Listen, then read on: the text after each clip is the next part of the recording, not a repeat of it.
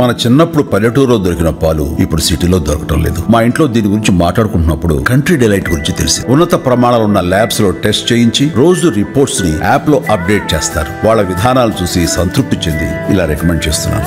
ఇప్పుడే country delight app ని download చేసుకోండి. Download the country delight app now. China రూపొందించిన డీప్ సీక్ పైన సైబర్ దాడి జరిగింది. దాంతో డీప్ సీక్ ప్రకటించింది ఏంటంటే న్యూ యూజర్ రిజిస్ట్రేషన్స్ ఎఫెక్ట్ అయ్యాయి. ఆల్రెడీ యూజ్ చేస్తున్న వారికి మాత్రం ఎలాంటి ప్రాబ్లము రాలేదు యాక్సెస్లో అని. బట్ సడన్లీ ఒక మేజర్ న్యూస్ అంటే డీప్ సీక్ వెబ్సైట్ను హ్యాకర్స్ అటాక్ చేయడం. ఆర్టిఫిషియల్ ఇంటెలిజెన్స్ రంగంలో, సాఫ్ట్వేర్ రంగంలో హ్యాకింగ్ ఏమీ కొత్త కాదు. సో హ్యాకింగ్ ఉంటుంది, ఎథికల్ హ్యాకింగ్ ఉంటుంది. Hacking is part of life. మీకు అనేక రకాల మాల్వేర్లను పెడుతూ ఉంటారు. ఎథికల్ హ్యాకింగ్ ఏమో ఆ సాఫ్ట్వేర్లో ఉన్న లోపాలని పట్టుకోవడానికి.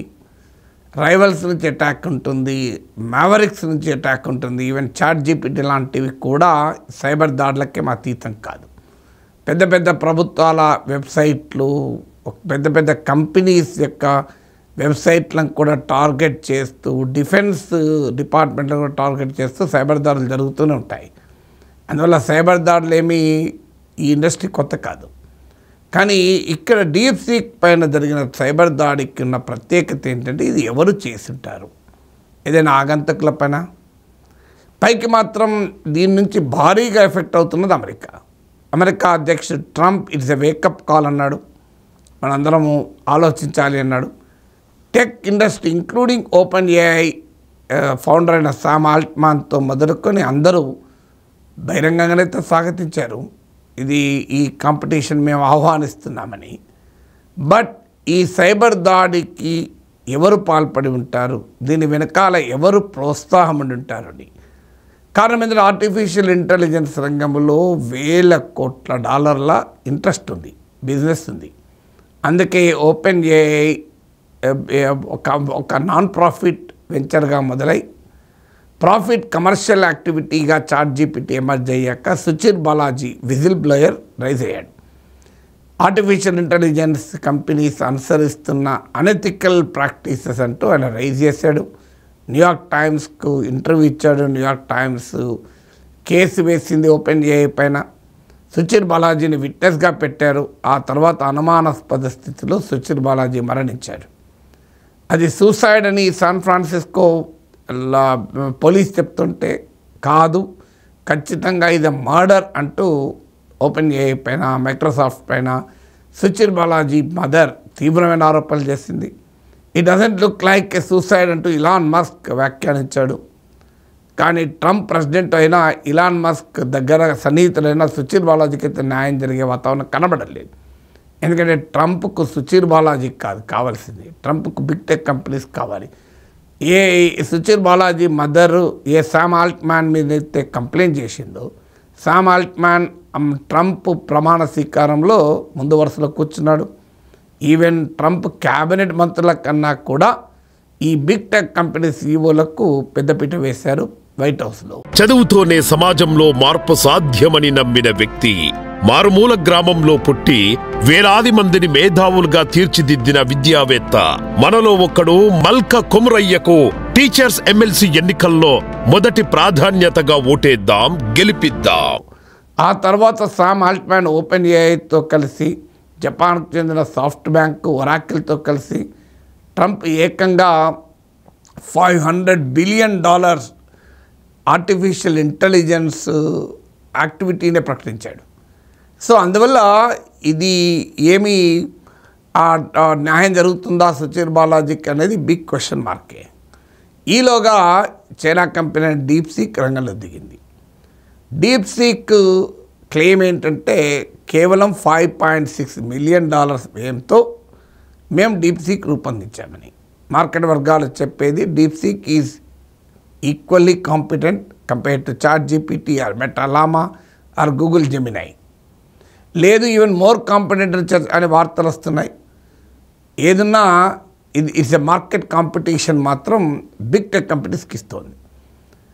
ఇది ఫ్రీ సర్వీసు. మిగతా అన్ని కాస్ట్ పెడుతుంటే, ప్రీమియం కాస్ట్ పెడుతుంటే డీప్ సీక్ ఫ్రీ. అందులో ఇది ఓపెన్ సోర్స్, ఎవరైనా కోడ్ పట్టుకొని డెవలప్ చేసుకోవచ్చు. దీంతో బిగ్ టెక్ ఇండస్ట్రీస్ ఎకనామిక్ ఇంట్రెస్ట్ల పైన పెద్ద అటాక్ జరిగింది. మామూలు అటాక్ కాదు. సుచీర్ బాలాజీ ఇష్యూ అంతవరకు ఎందుకు ఇష్యూ అయింది అంటే, సుచీర్ బాలాజీ ఓపెన్ ఏఐలో పనిచేసి ఆ ఓపెన్ ఏఐ అనెథికల్ ప్రాక్టీసెస్కు కారణమవుతోంది కమర్షియల్గా అని ఎప్పుడైతే రైజ్ చేశాడో, ఆ సుచీర్ బాలాజీ అది ఆత్మహత్య కాదు హత్య అనే ఆరోపణలు అనుమానాలు రావడానికి కారణం ఏంటి అంటే, ఇది billions and billions of dollars involved in it. ఇప్పటికీ నేను సుచీర్ బాలాజీని ఎవరో చంపారని నేను ధృవీకరించడం లేదు. ఇక్కడ కూర్చొని శాన్ ఫ్రాన్సిస్కోలో ఏం జరిగిందని నేను ఊహించలేను. బట్ డెఫినెట్గా ఆ కన్సర్న్ ఎందుకు అర్థమైంది, ఇది బిలియన్స్ ఆఫ్ డాలర్స్ ఇన్వెస్టెడ్. ఇప్పుడు సుచీర్ బాలాజీ విషయంలో ఏంటో అంతకన్నా ప్రమాదంగా డీప్ సీక్. ఎందుకంటే deep seek threat is a real threat, real challenge. కారణం ఏంటంటే ఇప్పటిదాకా ఈ కంపెనీస్ ఏం చెప్తున్నాయి, millions and billions of dollars కావాలి మాకు ఏ డెవలప్ చేయాలంటే, చాలా అడ్వాన్స్ చిప్స్ కావాలి అంటూ చెప్తూ వచ్చాయి. డీప్ సీక్ ఈ రెండు థీమ్స్ను ఒక్కసారిగా క్వశ్చన్ చేసింది. కేవలము $5.6 మిలియన్ రూపొందించింది deep seek R1 reasoning model అని. అంతకుముందు డీప్ సీక్ V3 అని ఒక నెల కింద మోడల్ ప్రకటించారు. 2023లో స్టార్ట్ అయిన ఒక స్టార్టప్. సో ఈ స్టార్టప్ వెన్ఫాంగ్ అనే స్టార్టప్ ఫౌండరు దీన్ని ప్రారంభించాడు. సో దీంతో ఈ బిగ్ టెక్ ఇండస్ట్రీ ఇప్పటి వరకు చెప్తున్న థీరీ వందల కోట్ల డాలర్లకు కావాలన్నది అలా ఒక్కసారి బబుల్ బస్ట్ అవుతుందా, ఏ బబుల్ బస్ట్ అవుతుందా అనే చర్చ మొదలైంది. స్టాక్ మార్కెట్లో దాని ఇంపాక్ట్ కనబడ్డది. మండే రోజు $1 ట్రిలియన్ మార్కెట్ క్యాపిటలైజేషన్ ఆవిరైపోయింది. $1,00,000 కోట్ల ఆవిరైపోయింది. ఒక్క ఎన్విడియానే 17% షేర్ వాల్యూ పడిపోయింది. చెప్పాను మీకు $593 బిలియన్, సుమారు $600 బిలియన్ అంటే $60,000 కోట్ల వాల్యూ ఎన్విడియా కోల్పోయింది. ఈవెన్ గూగుల్ కూడా $100 బిలియన్ కోల్పోయింది. So all big tech artificial intelligence రంగంలో ఉన్న టాప్ కంపెనీ షేర్లన్నీ Broadcom, Microsoft, Nvidia, Google, Meta అందరికీ పడిపోయినాయి. సో ఇప్పుడు ఇంత పెద్ద ఎత్తున బిగ్ టెక్ కంపెనీస్ ఎకనామిక్ ఇంట్రెస్ట్లను క్వశ్చన్ చేస్తున్నది కనుకనే డీప్ సీక్ పైన రైవల్స్ నుంచి ఏమైనా సైబర్ దాడి జరిగిందా అనేటువంటి అనుమానం కలుగుతుంది. స్టిల్ ఇట్ ఈస్ అనుమానమే, don't come to conclusion. Suchir బాలాజీని మైక్రోసాఫ్ట్ చంపిందనో, లేకుంటే ఓపెన్ ఏఐ సైబర్ అటాక్ చేయించింది డీప్ సీక్ అని let's not come to hasty conclusions. But ఇవన్నీ క్వశ్చన్స్. ఇది అందువల్ల బిగ్ టెక్ కంపెనీస్ బిజినెస్ ఇంట్రెస్ట్ల పైన డీప్ సీక్ భారీగా అటాక్ చేసింది. బిగ్ టెక్ కంపెనీస్ ఇప్పుడు ఓపెన్ ఏఐ చాట్ జీపీటీని బీట్ చేసి పడేసింది. కోట్ల మంది యూజర్స్ డీప్ సీక్ వెళ్ళిపోతున్నారు, including India. Google Play stores, Apple play స్టోర్స్లో deep seek is dominating. So సహజంగానే తమ మార్కెట్ ఎఫెక్ట్ అవుతుంది, తమ ఫ్యూచర్ ఎఫెక్ట్ అవుతుంది. తాము నిర్మించుకున్న ఒక ఆశల సౌదాలు కూలిపోతున్నాయి big tech companies. They are very seriously affected by the deep seek phenomenon. రెండవది అమెరికా ఎఫెక్ట్ అవుతుంది. కంపెనీసే కాదు, as a country America effect అవుతుంది. ఎందుకంటే అమెరికా ఇప్పటిదాకా ప్రపంచంలో ఏ లీడర్షిప్ తమ చేతిలో పెట్టుకోవాలని ప్రయత్నం చేస్తుంది. ముఖ్యంగా తమ రైవల్ అయిన చైనాకు యాక్సెస్ ఉండకూడదని. కానీ అడ్వాన్స్డ్ చిప్స్ లేకుండానే చైనాకు చెందిన ఒక స్టార్టప్ భారీగా పెట్టుబడులు పెట్టి బిగ్ టెక్ కంపెనీస్ రూపొందించే ఏఐ మోడల్స్ను ఈక్వల్ చేయగలిగింది, ఛాలెంజ్ చేయగలిగింది. This is a very serious challenge to American supremacy over artificial intelligence. ఎందుకంటే ప్రపంచాన్ని ఏఐ శాసించబోతోంది. ప్రపంచాన్ని ఏఐ శాసిస్తున్న వేళ అమెరికన్ సుప్రమసీని సీరియస్గా ఛాలెంజ్ చేసింది China. American economic interest challenge చేసిన ఏ కంపెనీని, ఏ దేశాన్ని అమెరికా అంగీకరించదు.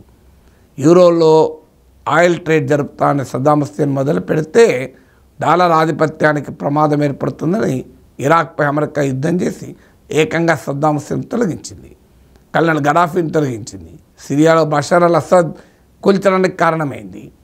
తమ ఎకనామిక్ ఇంట్రెస్ట్లు, బిజినెస్ ఇంట్రెస్ట్ల కొరకు ఇండియా పైన కూడా బెదిరిస్తోంది. అందువల్ల అమెరికాకు తెలిసింది ఒకటే, మిలిటరీ ద్వారానైనా అటాక్ చేసి తమ ఎకనామిక్ ఇంట్రెస్ట్ కాపాడుకుంటుంది. ఇవాళ పనామా కెనాల్ కావాలని ఎందుకు అంటోంది, గ్రీన్లాండ్ కావాలని ఎందుకు అంటోంది? వీటన్నిటి వెనకాల ఎకనామిక్ ఇంట్రెస్ట్లే, నథింగ్, నో అదర్ రీజన్స్.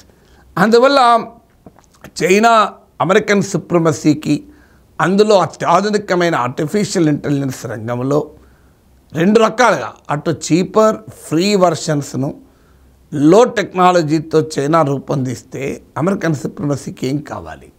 అందువల్ల ఈ డీప్ సీక్ వల్ల నష్టపోతున్న బిగ్ టెక్ కంపెనీస్ పైన క్వశ్చన్స్ రైజ్ అవుతున్నాయి, అమెరికా పైన క్వశ్చన్స్ రైజ్ అవుతున్నాయి. But let us not come to hasty conclusions. ఇవన్నీ క్వశ్చన్సే. దీని వెనకాల సైబర్ అటాక్ వెనకాల ఎవరున్నారో తెలియదు.